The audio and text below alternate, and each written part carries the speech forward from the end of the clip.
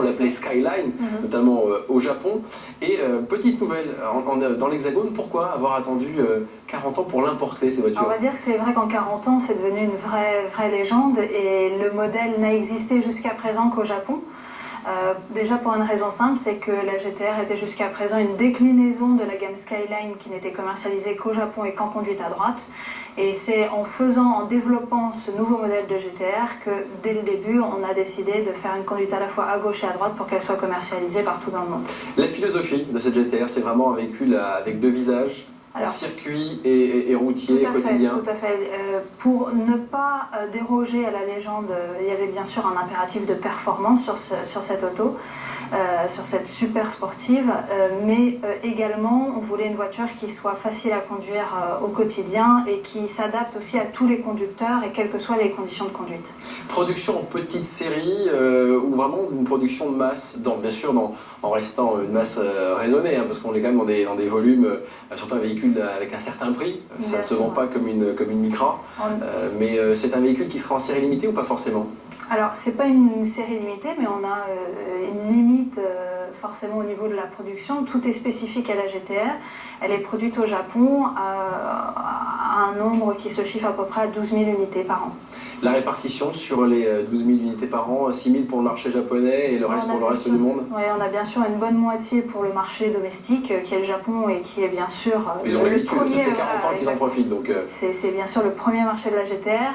Et après, sur la deuxième moitié, on a une grosse partie aussi pour les États-Unis et l'autre partie principalement pour l'Europe. Il paraît qu'en France, ça s'annonce plutôt bien. Les bons de commande sont bien remplis et bien pleins. Les commandes ont commencé il y a un an, enfin plus d'un an déjà. Et le carnet de commandes pour la France est déjà à 220 unités. Et les livraisons ont commencé il y a 2 mois à peu près dans les centres Nissan Haute Performance. On en voit très peu, j'en ai vu une moi circuler en France. Il y en a 80 à peu près déjà qui ont été livrés. Ouais.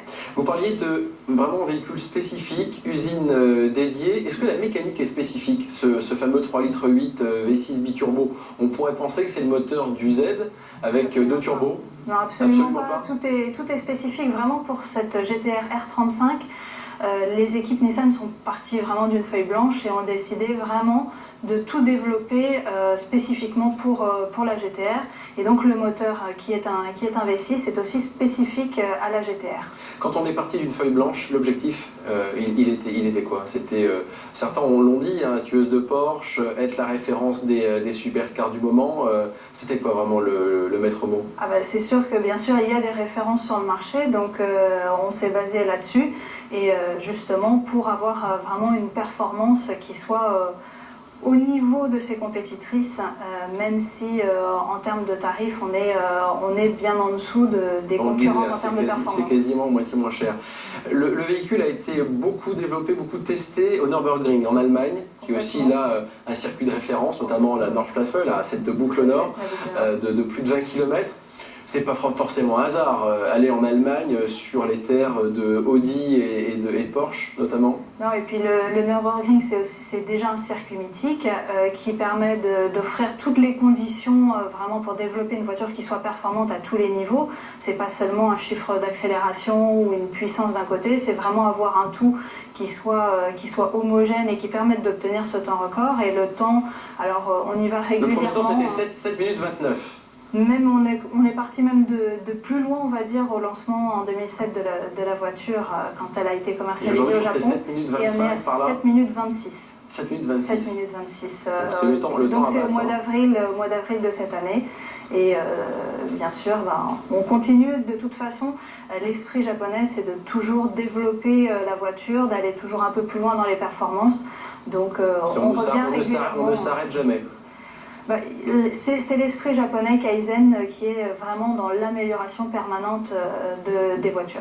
Parmi les défauts qu'on a quand même notés de cette Nissan GT-R, le poids 1740 kg, c'est lourd et pourtant il y a de l'emploi d'aluminium et de fibres de carbone. Alors on a du mal à comprendre, vous avez mis l'aluminium, de la fibre de carbone, ce qui est plutôt léger de manière générale, et la voiture fait presque 1,8 tonne.